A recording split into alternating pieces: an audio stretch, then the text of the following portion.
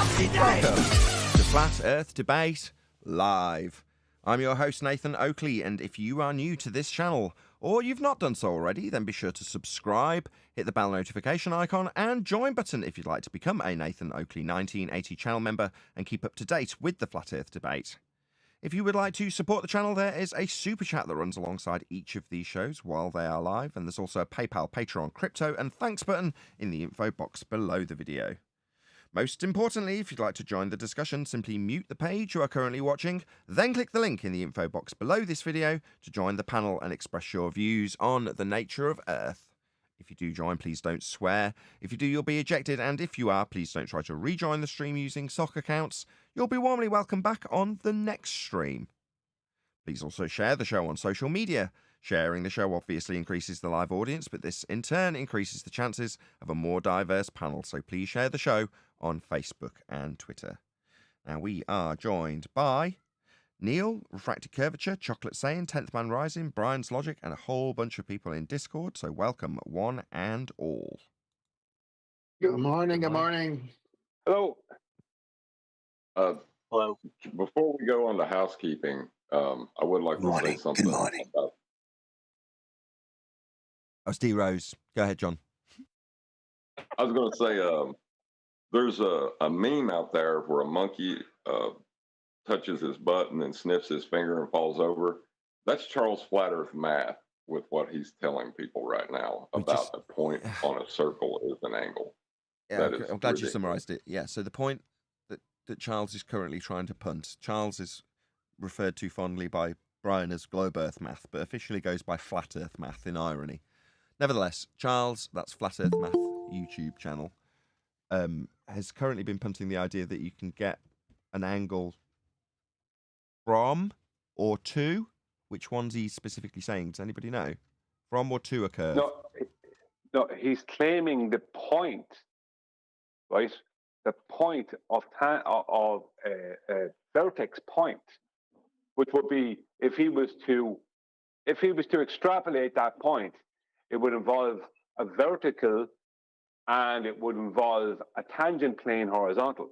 But he's not claiming the tangent plane horizontal or the vertical. He's claiming the point itself is the angle, right? But you have to look at the psychology of why he's claiming this. Because prior to this, he was trying to claim that a zenith angle didn't require, right? A zenith angle didn't require a horizontal.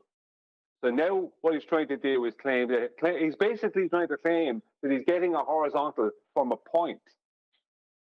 Whereas you can't horizontal. Sorry, let me finish. 1 second. 1 second, then. He's claiming this because what he's trying to do is avoid having the use or need of a horizontal. So he can make an angle and then bring it to the center of his globe without actually making an angle. Because you can't make an angle from a point, an angle that's two straight lines meeting at a vertex point.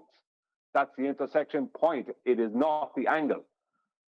Because you can have two curved lines meeting at a vertex point. Do you understand? Yes, I do. But I just want to tie it into the question. I just want to tie it into the housekeeping question, Brian. So, any evidence that you can acquire an elevation angle measurement from a curved baseline? Possible. No, there isn't. But that's not even what he's trying to do. But that's what's done in celestial navigation. Regardless of what Charles is trying to do, acquire angles from points, right, to a sphere that he hasn't got because of refraction, as discussed in the pre-show since 2020. What is actually done? I'm nearly there. What is actually done in celestial navigation is inconsequential to what numpties like Charles do, because that's done along a flat baseline measuring elevation angles, which isn't acquirable from a curved surface. Look, sorry for a step on you. Hang on, Brian. I just want to clear this up, just because Aidan said an angle from a point. No, the point is the angle, is what he's trying to claim. Right. So what you're trying to say, if I'm hearing you right, because you're not drawing it out, but in my mind, what I'm seeing is two curved lines crossing, and at the place where they cross, that's the point. And that's what he's calling the angle. Now contrast that with a plus sign, two straight lines crossing, and where they cross, that would be a point. He'd call that the angle. Is that what you're trying to say? Yeah, he's trying to use the point itself and claim that's the angle when it's not. The point is the intersection where the two lines cross. Regardless of they're curved or straight, they cross at that point. A point is only a point in geometry. It is not anything more. It is not a line. It is not two lines. The lines aren't straight. The lines are curved. They aren't lines at all. It's one point. It is not an angle. He needs to create an angle. Wizardry. Yeah. No, he's changing. That's wizardry right there, man. He's not even good wizardry. He's convoluting the whole point, pun intended, obviously for me, because he's trying to get him off the death of the argument to the globe model, which is no model at all. Wait, So wait. hang on, Charlie, let me finish. Sorry. So the way he does that, can he produce a 90 to subtract the altitude, the elevation? Can he do that? Can you produce a 90 from the way that he's reasoning? No, because you can't. It's a point. You can't. It's a point of intersection. It is internal. It is not like there's no external. You can't measure a point.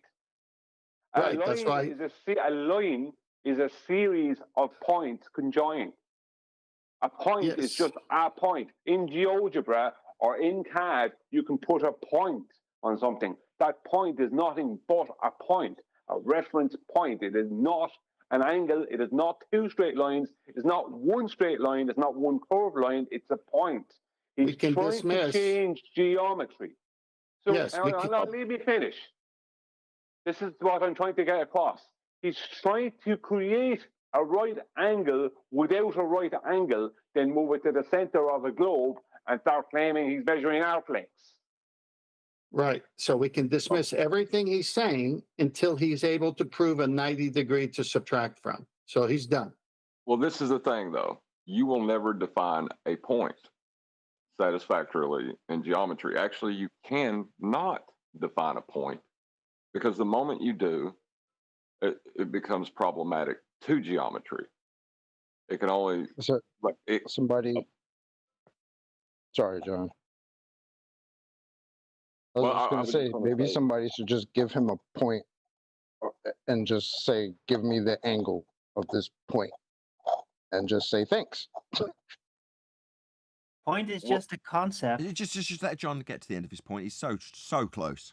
I'll win next. Go ahead, John. Well, a point cannot be defined in geometry because if you try to define a point, you're giving it geometry.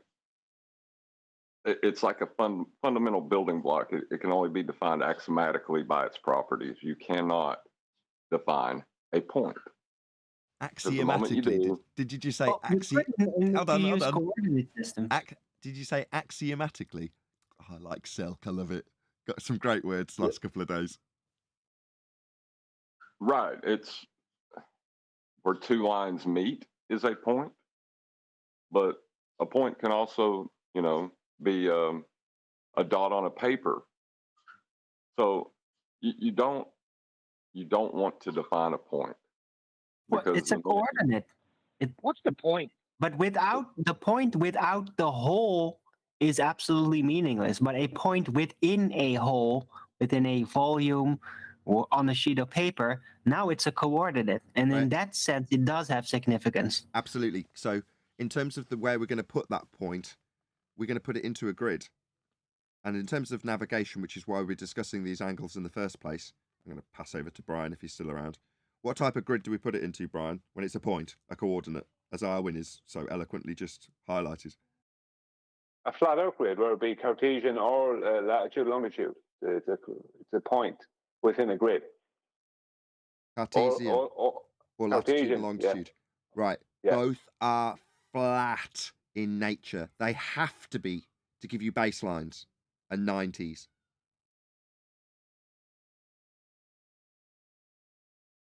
Indeed. I hope you're all paying attention. That's the crescendo at this point.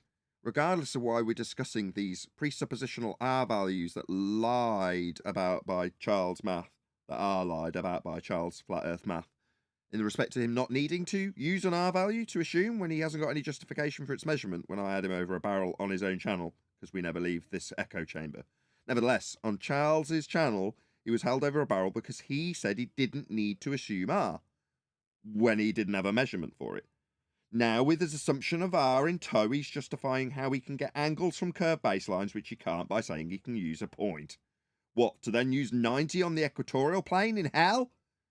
Meanwhile, we're actually using a flat Earth Cartesian system, a grid, with flat baselines measured to angles on the surface and to points below them, geographical positions, GPs, positions on the ground positions sometimes referred to as.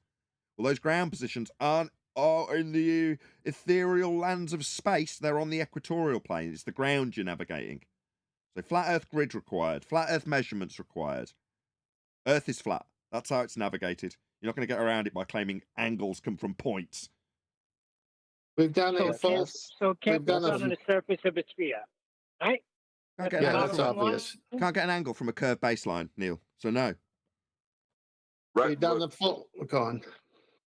I was just trying to say in summary, but what he's trying to do is throw out all of geometry.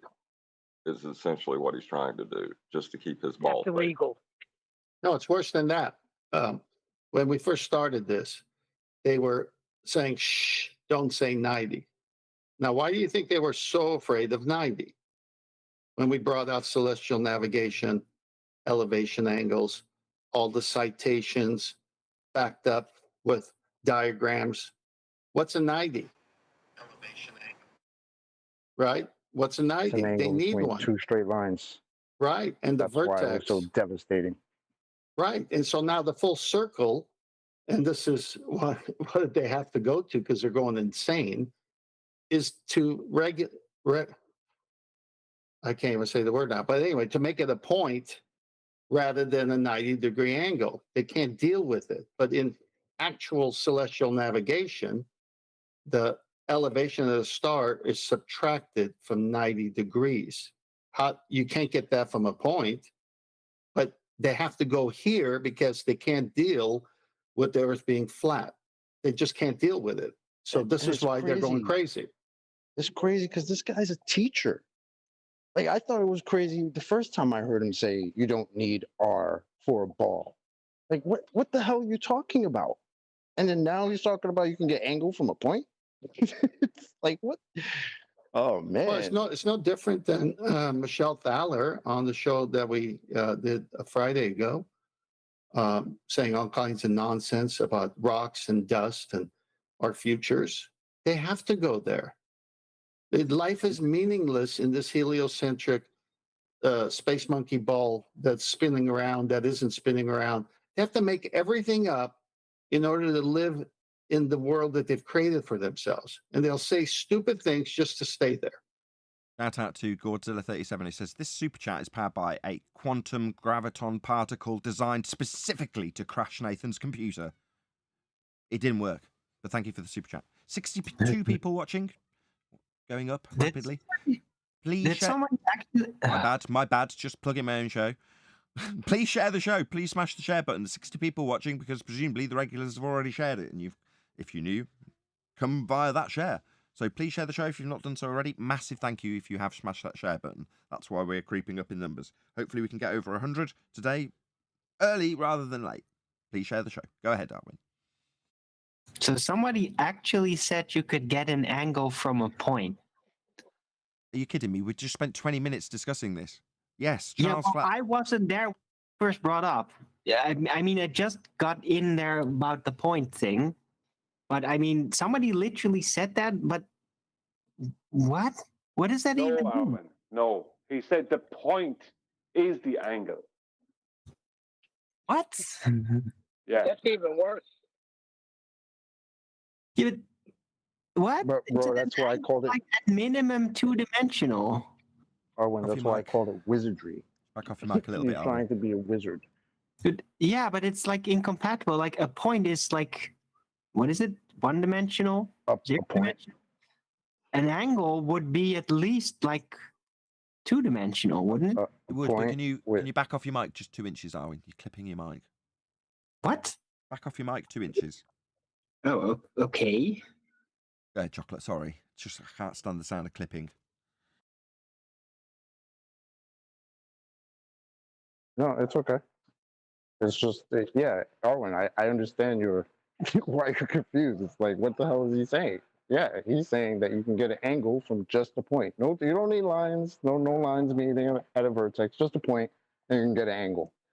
Like, this is some crackhead shit. This is Yeah, but nuts. Sure he doesn't- from what hold to on, you what? sure he If doesn't- it's just a point, from what to what? Isn't the angle like from one thing to another? It's like, Bro, don't try to understand. Don't, it. yeah, This is don't try just to make wizardry. sense. Don't try to make sense of this, because in order to keep their globe, they have to totally go against all geometry, all axioms. They have to make up stuff just to keep their globe. And this is what Brian is trying to say. Hey, before we making get the into what point Brian's trying to say, angle. are you just sure before, you hold didn't on, like stop. misspell the word Stop. angel? Nobody's paying attention. Stop. Just before you get into what Brian's saying, another shout out to Godzilla37 says this one's cleaned of gravitons. Thank you very much for the super chat. However, what 10th has just said, I just want to critique a little bit. When he says, don't think about what they're saying, it's stupid, basically. He's talking to you, the audience, not Arwen. I want Arwen to understand this nonsense and wrap his head around it. So don't try and put him off. But from the audience's perspective, 10th, you're absolutely correct. And as a general sentiment, you're absolutely correct. Just specifically, it was only because Arwen was the person you were addressing it to. Not for Arwen. Arwen's bag is figuring out this garbage nonsense and wrapping his head around it so he can get into that world of fuzzy logic that works on a tangent that doesn't work because it's straight or bent or whatever. Arwen needs that mentality to function. So, sorry to speak for you, Arwen. Oh, that's fair enough. But I'm still. Are you sure he didn't just misspell angel, like an angel from the point? I mean, that makes more sense. No, he's saying a point when realistically, at a minimum, you'd need 3 if you're going to call it an angle. He's saying 1 point gives you an angle because he can't get an angle from a curved surface. This is the bottom line here. So he's saying, oh, you don't need right angles then for what? Your zenith angle? Well, yeah, you do. I got a question. You're going to minus it from 90. Go ahead, 10th. Yeah, question for Brian, if he's still here. So what was the response on the show he was at to his claim? Yeah, exactly what Nathan just said. You need 3 points for an angle, interconnecting. That's exactly what Nathan said. It's like the vertex is the point of intersection. Now that wasn't stressed, but it was just a point. Just Bev said you need 3 points for an angle. You need 1 point connecting to the other point, and then that point connecting to the other point. You know what I mean? That's two straight lines. That's the conclusion. So perfect. Unless anybody's got any Swift points, hello Quantum Eraser. We're going to do a video, so we're going to be covering this, and while everyone's gathering their thoughts to round out that last subject, I'm going to say no, I got one. Okay, yeah, you can go ahead. I'm just going to tell people while you're talking, because obviously that's of a lower priority, they can go and let this person know that at Nathan Oakley 1980 sent me, as is usually the case. We would hope that the person we are responding to, in this case, the BBC themselves, would put my link to offer me the same algorithm love I am offering them in this instance. So please go and let them know at Nathan Oakley 1980 sent me. We responded to your video with Brian Cox. Leave some nice words. Go ahead, Quantum Eraser. Yes, you said you can't get an angle from a curved surface. As it turns out, you can't get a point from a curved surface either. From math, open reference, a point is an exact position or location on a plane surface. Right, we did cover Yeah. that. It was who was it that brought it up? It may have been Arwen. In respect to you're going to plot it into a grid. Right, the point on its own doesn't exist. It requires a medium in order to become significant. Yeah, that doesn't have anything to do with my point. On a plane surface, you say? Yes, that's what I did say.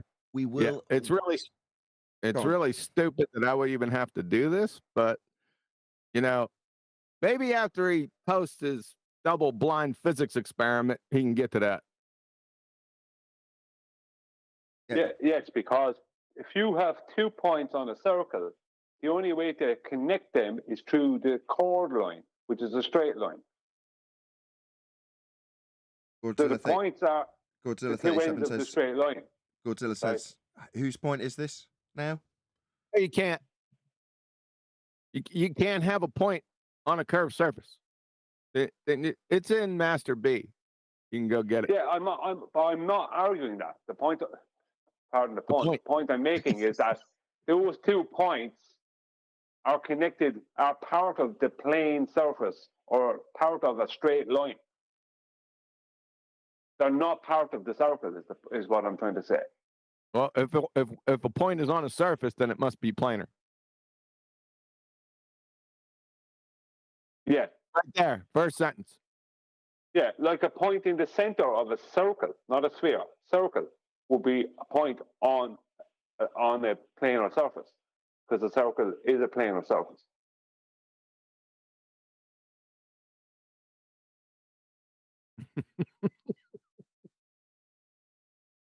Oh, this memory configuration's driving me nuts. I'm just trying to triple click the web address. But, oh, come on! Got it.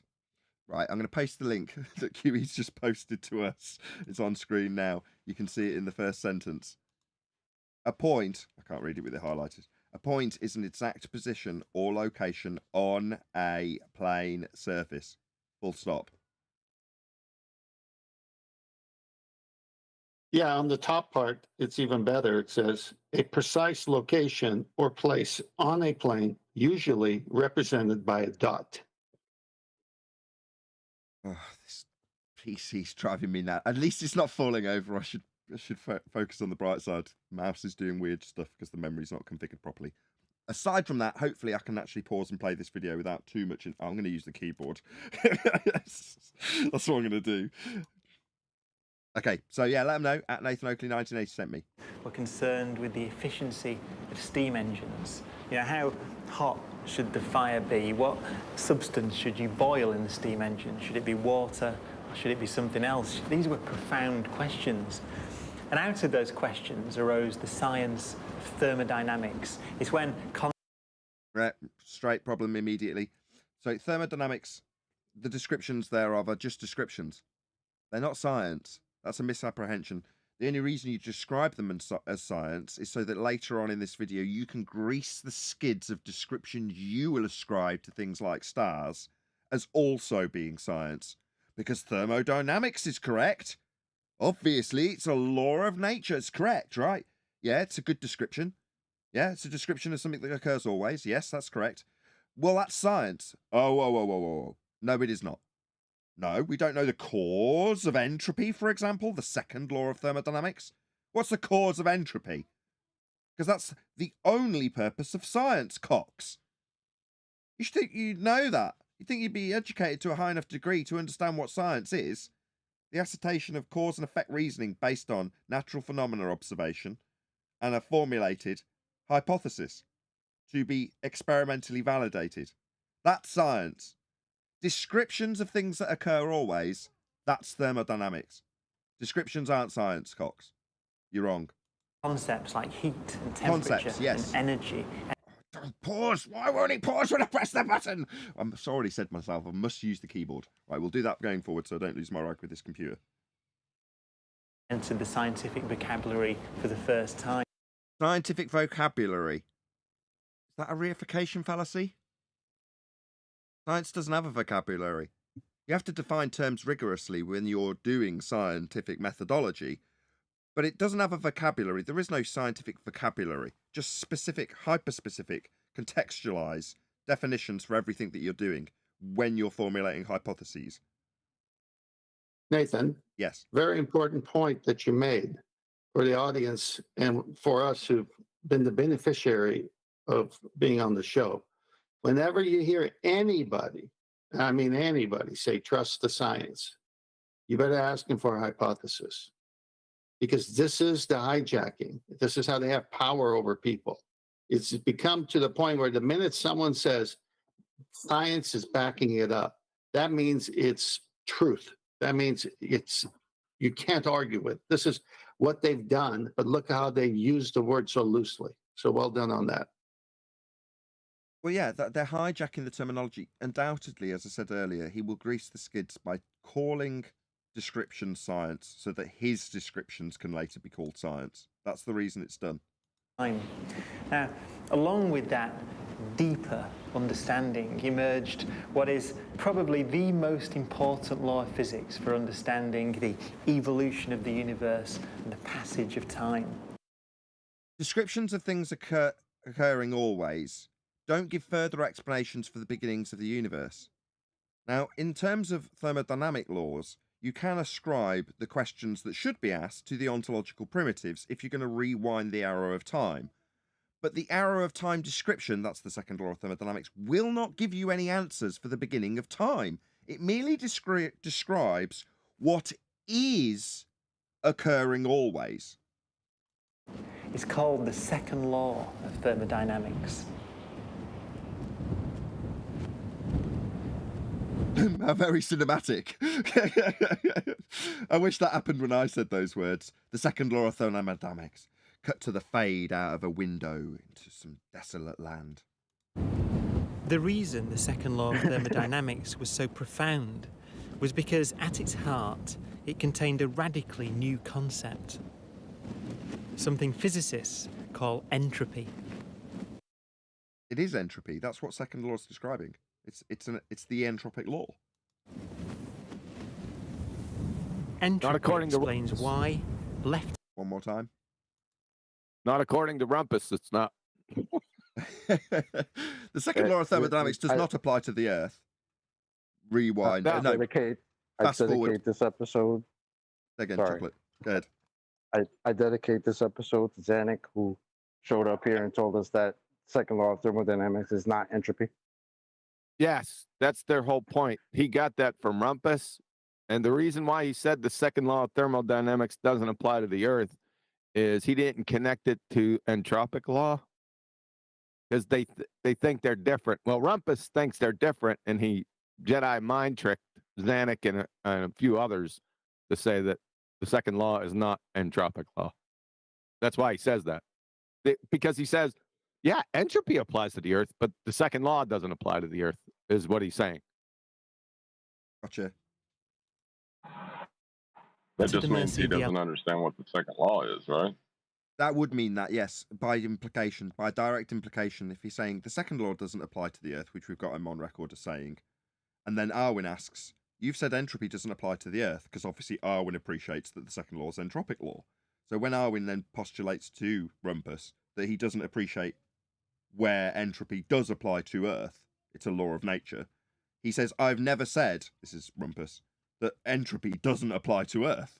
It's like, yeah, John, to answer your question, that would mean he doesn't understand what the second law is. Or entropy. Well, actually, he does understand. He's just doing that on purpose. Well, the second law of thermodynamics cannot apply to the globe Earth model because it's a second law of thermodynamics violation in the respect that the gas pressure, which is at high pressure, to fall in line with the description of what occurs always, would move towards the low pressure. That's the sky vacuum, known as outer space. Well, the fact that they claim there's no container but a high-pressure gas that you can look at back from space at the blue marble with its clouds hovering around on the surface, not dispersing into the vacuum, that were you to be in it and they lie about being in, you'd need protection around you to keep the gas that you're breathing from escaping into the sky vacuum, but the Earth that you're looking back on has no containment. Well, that's a straight-up second law of thermodynamics violation. Entropy would take hold, the gas would fill the space. But that can't apply. So therefore, Rumpus says the second law doesn't apply to the Earth. Because if it did, we wouldn't have any, we'd all be dead. We'd have no gas to breathe. The gas would fill the sky vacuum. The gas we're breathing. No, you're not getting it. No, you're not getting it.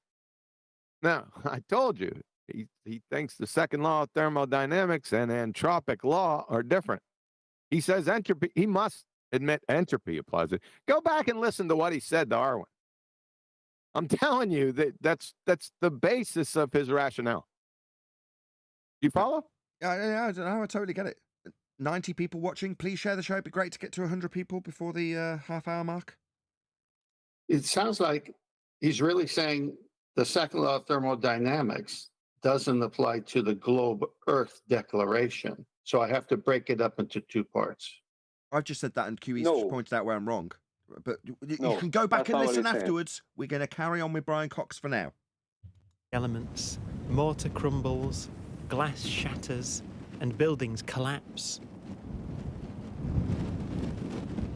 And a good way to understand how is to think of objects not as single things, but as being made up of many constituent parts, like the individual grains that make up this pile of sand. Now, entropy is a measure of how Oh, I have to get out of the habit of using my mouse till this PC gets overhauled again. Okay, right. So he's talking about it in context, and it's perfectly reasonable what he said so far. Nothing wrong with it. Other than our example doesn't use sand, it uses gas. So think of a load of gas contained within a balloon at a higher pressure, right? Now that's a tiny little difference in pressure compared to what I can't help but label, with the globe Earth rhetoric in mind, atmospheric pressure. Right? The gas we're breathing has a pressure, and if you increase that pressure by putting your lungs to work to force air into the balloon, stretching its skin, it's at a higher pressure. Now that's just, like he's described, just a group of stuff. But in the case of gas, it's not attached. It's all bouncing around freely, unattached, unbonded. Now what happens when you pop the balloon? You take away the containment. It equalizes. Well, that is the arrow of time in essence. That is a high pressure going to a low pressure, in the same way as hot will always go to cold. That's entropy, a description of an effect you can observe that would be described with the second law of thermodynamics, otherwise known as the arrow of time. Now he's contextualizing it in the form of decay. Nothing wrong with that either. But our example from this point would deviate from his because he's using solids. We would use gases to debunk his heliocentric worldview with a sky vacuum. how many ways I can rearrange those grains and still keep the sand pile the same. What about functional sequence specified complexity? Interesting that we have a sandcastle example for your evolution that you mentioned earlier. The likelihood of us becoming complex beings based on your Big Bang evolution nonsense would be to say that over time, if you waited there long enough, one day a fully furnished hotel with running water would wash up in the sand. That's about the likelihood of us developing the complex nature of our cells based on pure chance. He just debunked Professor Phil Belland and Conspiracy Cats. I don't know if you remember what they said. No. But second law doesn't apply to matter. It only applies to energy. So why is Brian Cox explaining this with sand? Because they're both idiots. As I just said, I just agreed with him. It's a good job I just agreed with him and said there was nothing wrong with his description up until now then. Yeah, the two numpties that oppose us on the anti-flat earth side of this, one that ran away with his tail between his legs, Conspiracy Cats, and the other that's a numpty parroter. That's the redneck retard. And Did they so say Phil that for real? Phil that. That the second law doesn't apply to matter? Just going to apologise to It the only audience. applies to- yeah, I had a whole show on it. What the hell? I must have missed that one. Trillions. How would you measure energy without matter? You've got to remember that you can't just...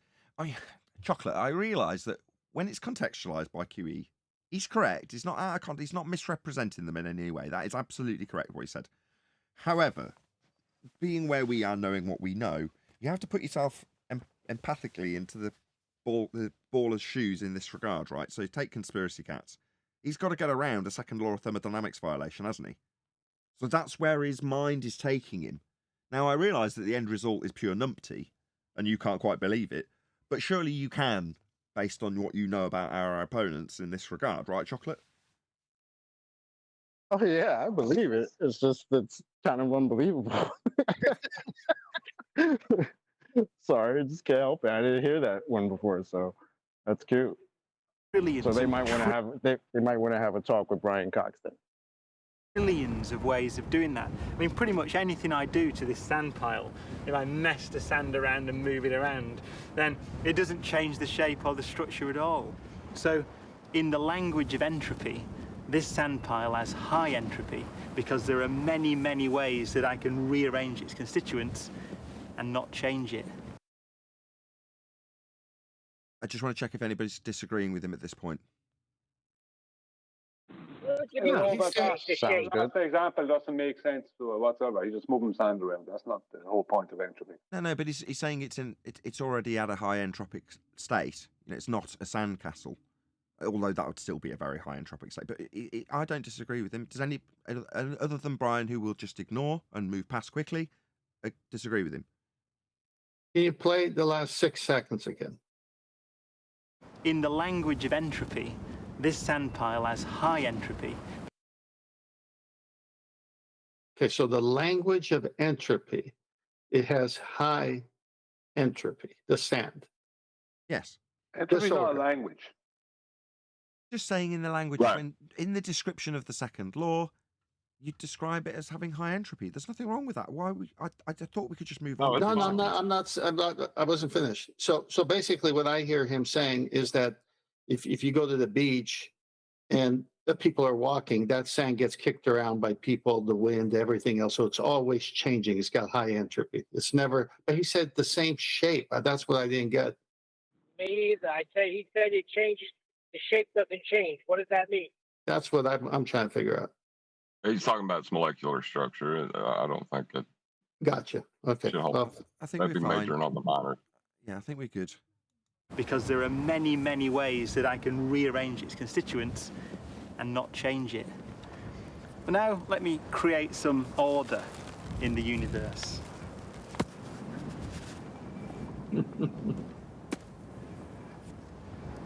Is he gonna make a Now there are sandcastle? approximately as Yep. many sand grains in Yes. Yeah. this sandcastle as there are in the sand pile.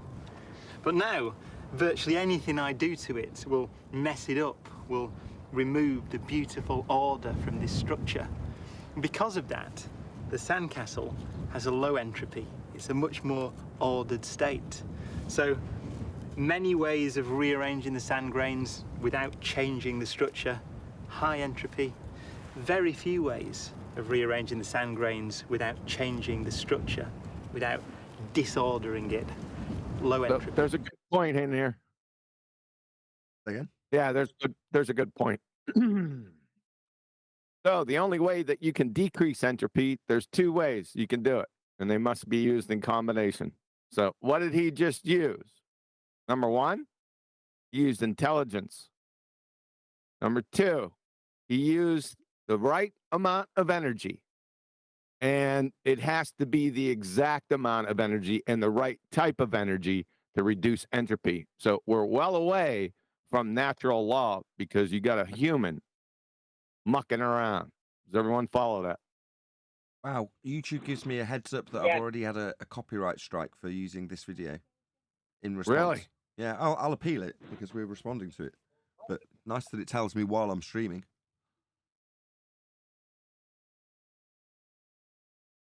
Outstanding. That's all I had. Thank you.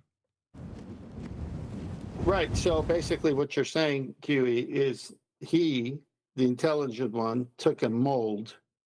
And so intelligence was used to offset entropy the way he was showing it earlier. And he used just the right amount, precise energy to do it, meaning the Yep. right amount of water with the sand to hold the form. He needed intellect and information. Yep.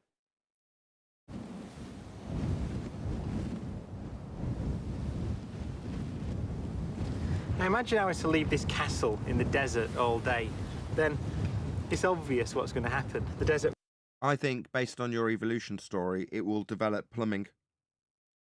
winds are going to blow the sand around and this castle is going to disintegrate. Really? Nah, surely it'll develop more complex structures within itself. Right?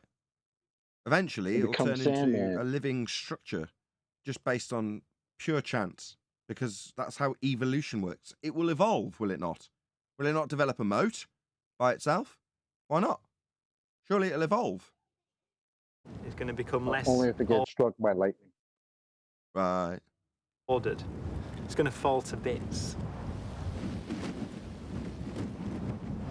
But That craps on evolution. Basically, in that last statement, Cox has debunked evolution. The arrow of time only moves in one direction. We're all moving towards entropic death, if you will. Well, that's not me moving towards more advanced mutation, is it? Think about what's happening. Nathan, you're straw manning him because he only said if you leave that out for one day. You need billions of years, man. What do you mean? You need billions of years for the arrow of time to move in a different direction. You're saying decay won't continue to be a law of nature as he's describing it here. If I incorporate my crazy Darwinian notions of evolution, suddenly entropy stops working the way it works. The confession was we all know what's going to happen. Yeah, but he's saying Brian is going to get vilified. Sorry, Brian, go ahead. I'm saying my critique of his use of sand will be vilified soon. Okay. I didn't realise you'd taken it so personally, but we'll find out. I mean, on the fundamental level. I mean, the wind is taking the sand off the castle and blowing it over there somewhere and making a sand pile. There's nothing fundamental in the laws of physics that says that the wind couldn't pick up some sand from over here, deposit it here, and deposit it in precisely the shape of a sandcastle. You know, in What? What? Sorry. Is he out of his cotton picking mind? Yeah. Is he out of his cotton picking mind, did you just say? This is that shit that they'll say. They'll say, oh, most likely the probability of that will never happen, but there is a possibility. No, he's just double speaking, flat out double speak. We know what happens with this if we leave it. The wind will come and take it away. However, there's nothing in the laws to say it won't turn into a sandcastle. Sorry, what? This isn't. You gotta show me evidence. Telling me there's nothing. You gotta show me evidence of that. It's like, do you remember F1 racers? Right, Gordon Murray putting a fan on the back of an F1 car. Well, there's nothing in the rules to say that can't be a fan. Holding the car sucked to the ground. Well, this type of thing I've heard before. I heard one guy, I don't remember who, or this was a while ago, but he was describing entropy and he used the plate breaking. Like you drop the plate and it breaks into pieces. And he literally said, there is the ever so slightest possibility that this plate will come back together, but the probability that it won't is very high. Like that's how this guy described entropy. This is exactly what Brian Cox is saying. The decrease in entropy was just described with intelligence and the right amount of energy. Does the wind do that? Like I say, I called it. I said I think that there's no reason why, based on evolution, it can't just develop plumbing. So he's saying there's no reason why it can't just blow away and form the same sandcastle, right? Okay. Well, I'm saying there's no reason you can't walk away and it develop plumbing. It's the same thing. When I say it, it sounds absurd. When he says it, it's just straight up doublespeak. It will decay. Okay.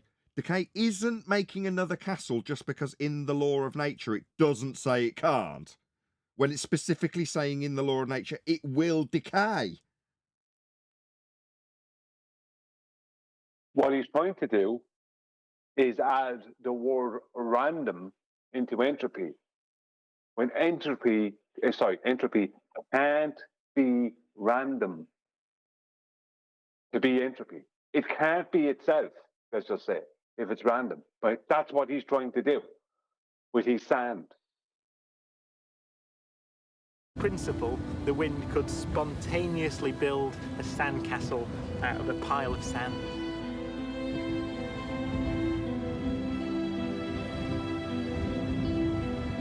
I have to do some pausing because I've already got a copyright strike for this. So just to keep my habit in when I'm dealing with BBC material, clearly they've got a much, much more vigorous firewall or whatever it is that they call it in the algorithm to stop you using their material. Well, if you use more than 10 seconds of it, then it's not responding to it. Right. Well, they don't like to be challenged either. They would rather not be held accountable for the things that they put on the BBC. Has anybody ever seen a sandcastle be built spontaneously? No. Never. No. None with plumbing, that's for sure. Yeah, but you need about Can I make a 950 comment? billion years. Okay. See, Brian knows. Yeah, even with 950 billion years. I've not been Is around the that long. wind random? No, I love the Is the wind 747. random? Right, I understand. We've all heard the 747 illustration. We dismantle every rivet, every bolt, everything on the 747, lay it in perfect order, components with components, wires, miles of wires, you name it, everything. All the aluminum, everything's taken apart. You lay it on a big tarmac, and then you say, how many years will it take by chance, if we even give them the parts that are already made? Forget about manufacturing any of this stuff. Let's just say give it to them. Just dismantle the 747, lay it all out. And then how many years do we have to wait for it to spontaneously be put back together? Well, I'm going to say your example's great because obviously to your average layman, they can understand that a Boeing jet is very complex and all of the wiring and all of the machinery is very complex if you were to assemble it, right? However, I'm going to ask for backup on this one because I'm not 100% sure that I'm correct in saying this. Even the most simplistic cell would be orders of magnitude more complex than that. Am I right? Absolutely, you're right. Yep. But they have DNA information saying that it fills up so many encyclopedias, just a little fraction of your DNA. And they're saying there's enough information. Well, again, I have to go into their stupid paradigm to go to the moon and back so many times if they were attached end to end. I mean, this is so nonsense what a cell has in itself. See, think that's that's the your- stuff that makes I me think you're say, getting how can you confused. I not think- believe in God? I think laying out stuff end to end. I think that's your intestines or your nervous system or something like that. Probably. That was Fred Hoyle's example of why he converted from atheism towards the end of his life. He used a junkyard as his example, and life, something to this effect. I'm paraphrasing. Life is tantamount to tornado going through a junkyard, and after it leaves, there's a fully built 747 that caused that was a riff. It still is in some places, but And I it- just But thought didn't I'd he mention- coin, It's a didn't he great coin example. the phrase Big Bang? That's a great example, but Yeah. I'm still right in saying that even as a crude example that every person could understand, hurricane comes through junkyard, after it's gone, fully functional, polished 747, right? Okay. But like I say, the complexity of life itself, at the most simplistic form you can isolate, would be orders of magnitude more complicated than that. Yes. Well, To be specific, it's functional sequence specified complexity. Indeed, functional Because- sequence specified complexity is what we're discussing if you want to look it up to get more information on what we're talking about. QE normally gives an example with a sandcastle, which is why it sparked this discussion, which is QE's example of the wave comes in, as it recedes, fully the most beautiful sandcastle you've ever seen. Functional sequence Well- specified complexity. The thing about the DNA, though, is there's all the stuff that they call junk DNA because they don't have the intelligence, or none of us have the intelligence to understand what it means. So they just write it off and ignore it. So, yeah, it would have to be orders of magnitude beyond what any person is capable of understanding. You would think that the plain facts of the junkyard would turn any evotard around. There's no reason why that couldn't happen. It's just extremely, extremely unlikely because there are very few ways of organizing this sand And the arrow of time's decaying it. so that it looks like a castle. Yeah, what he's had to describe is the opposite of the direction of the arrow of time. If you've got the stuff described as being in a high entropic state when it's just a pile of sand, and you're describing it as a low entropic state when it's a sand castle, then you'd have to go from a high entropic state to a low entropic state in your description. So you're reversing the arrow of time. That's all you're doing because it doesn't comport with evolution. That's the only reason you need to do this. No, but they have to understand their mentality. His mentality, I couldn't say this earlier, I was busy. His mentality is that time is a thing, like an actual thing that is also like decaying with entropy. You understand?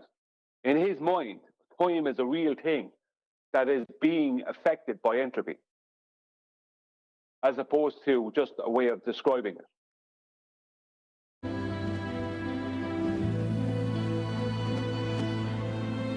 It's overwhelmingly more likely that when the wind blows the sand around, it will take the low entropy structure, the castle, and turn it into a high entropy structure, the sand pile. So that completely contradicts the last three statements then.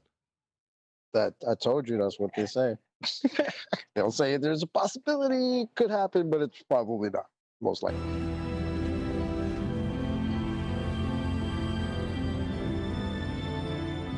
If you're watching this and you want to support the channel, please hit me up on PayPal, because this is definitely going to get lots of copyright strikes from the BBC. It's flashing warnings every 2 seconds saying, warning, just a heads up, we've detected copyright audio and video in your live stream. Oh, thanks, YouTube. That's really kind of you to let me know.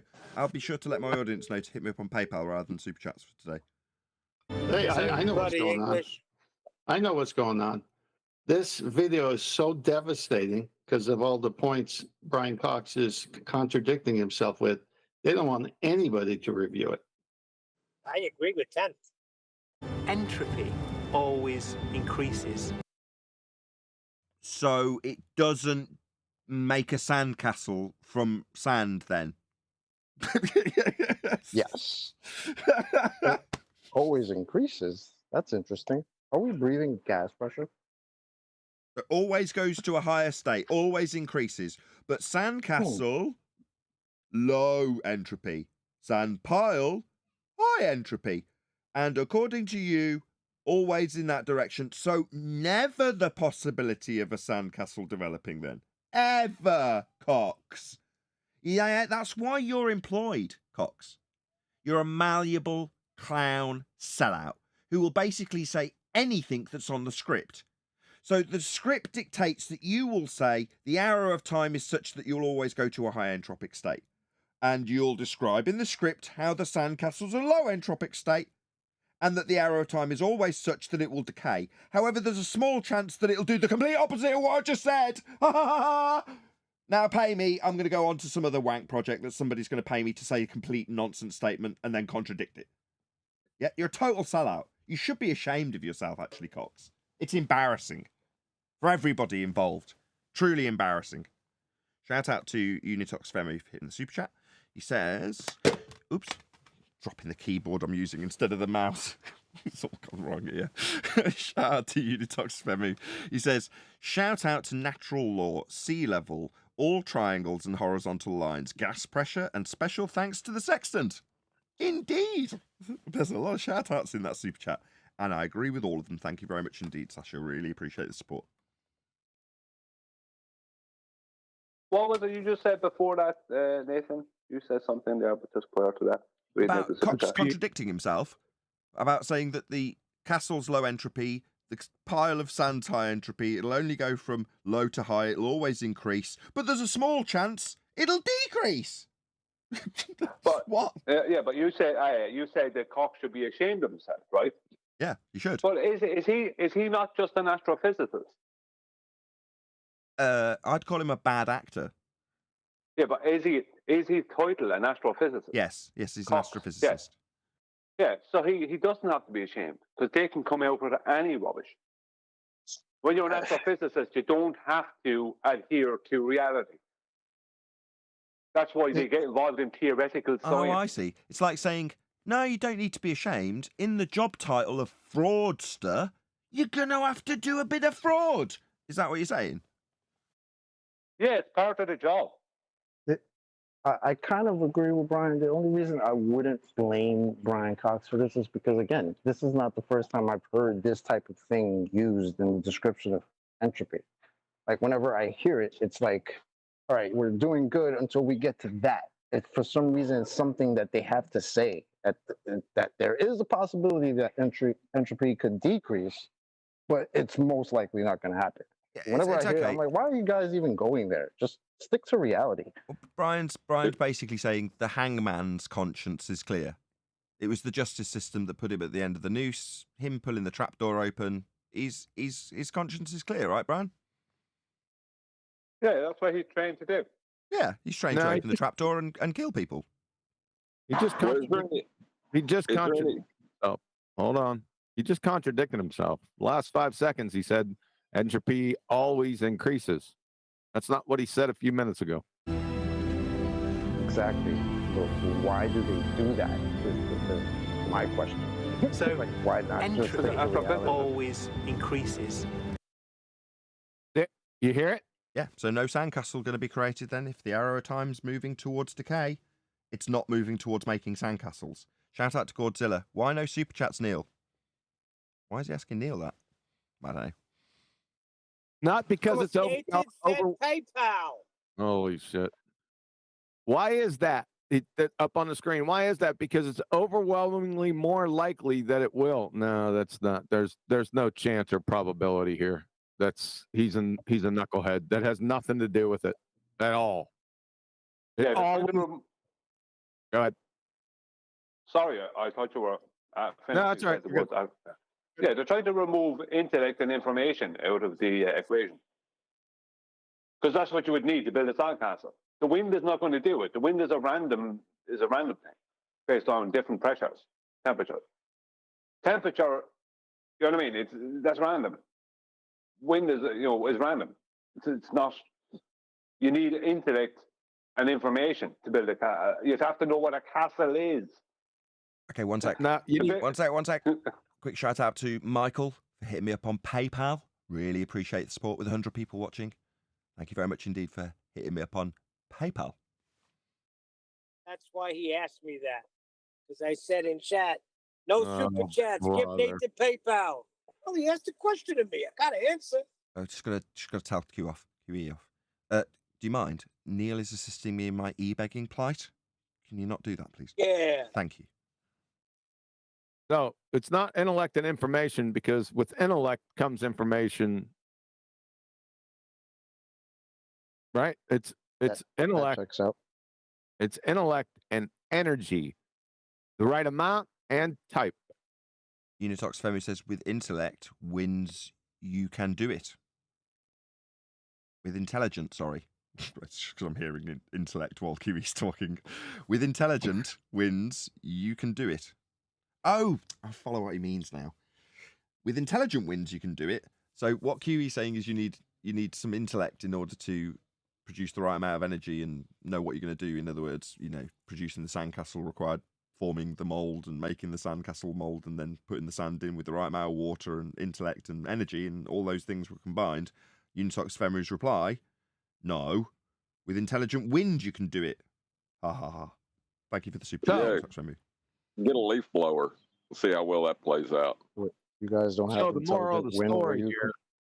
The moral of the story here is, remember, the second law of thermodynamics is a natural law. Natural law.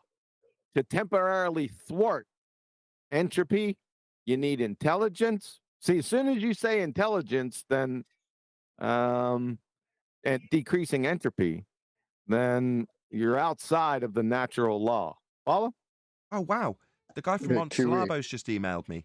Good job. I'm looking at emails for not super chats, PayPals. And the spreader for the new graphics cards coming to me tomorrow. So the guy, Craig, who does the PC, is off till Monday. But that means that come Monday, I can actually get the memory put in the right slots and the failing graphics card changed out. Excellent. I didn't think it would be anywhere near that quick. I know Excellent. that was important, but you just over talked what QE was saying about second law, natural law. Can you repeat that, QE? Well, before he does entropy change Bryony back into a girl? I have no idea what Bryony is, but thank you for the super chat, Globe peer review. Yes, entropy only flows one way, and that's to increase entropy in nature. The only way you can temporarily thwart entropic law is to apply information or intellect and the right type and amount of energy. But the only beings, see, as soon as you say beings, you're talking about some type of intelligence. So you're outside the second law of thermodynamics parameters. Good. Well, this goes back to nature can't create itself, because where's the intelligence? Correct. QE, remember this? Refrigerator. Yes, I do. Why is that? Because it's overwhelmingly more likely that it will. No. Indeed, no. Wait, just no. It just no. No, correct. Also, it gives me an opportunity to, interrupt this music so I don't keep getting more. I'm pretty sure you can only have one copyright strike per video, right? It seems incredible that a law that says that sandcastles don't spontaneously form on the wind. It seems, ridiculous to say that the law that says that won't happen would have you describing it as happening. Why would you round out with that? Could solve one of the deepest mysteries in physics. How things did get created when it specifically describes how they'll decay? It's ridiculous. But by saying entropy always increases, the second law of thermodynamics is able to explain why time only runs in one direction. And sandcastles that you've made decay and don't form a lower entropic state with time. Wow, that was the height of doublespeak. No, it's the inflection. It's the inflection of his voice. He's saying something so stupid, but if you say it just with the right inflection, if you play the last 10 seconds, it's like the whole thing has contradicted himself. But the way he says it, it's like he's found some great discovery. He just needs a harp playing behind him while he says it.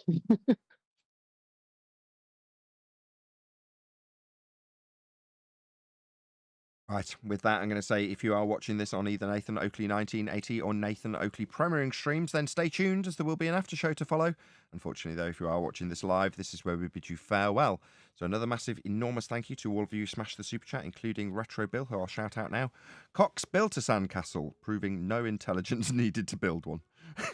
Really appreciate the support. Thank you very much for the super chat, Retro Bill. Thank you to all of you for hitting the PayPal link, liking, commenting, sharing, subscribing, joining as a Nathan Oakley 1980 channel member, and all that good stuff. Once again, stay tuned if you're watching on an after show. I've been Nathan Oakley, and I will see you all in the next video.